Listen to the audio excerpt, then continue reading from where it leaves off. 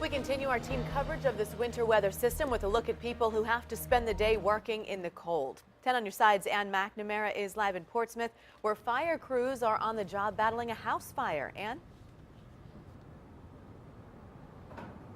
Yeah, we just got back from that fire. It's all wrapped up now. But first, I want to show you first some of this nuisance flooding. When we talk about nuisance ponding on the roads, nuisance tidal flooding, that type of thing. Well, now it's turned into nuisance ice on the roads. So just be careful of spots like this. It's not enough to support your weight, but it is iced over. And these are the types of things that the firefighters are having to deal with today. Let's take a look at that fire on Hodges Ferry Road.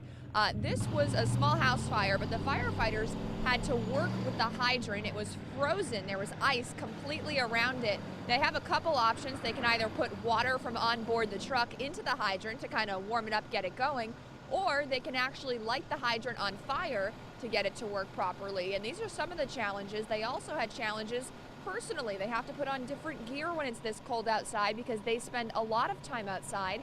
And one other note, when they fight a fire, you oftentimes get wet. So what happens is when you get wet, they have a special truck you can go into, take all of the wet equipment off and put dry equipment on. And we talked to the deputy chief about some of the other challenges. Some of the challenges can be anything from ice on the roads to ice on the sidewalks and streets as we arrive.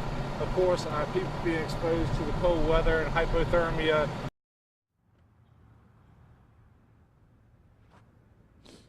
And that's what they're worried about, again, with that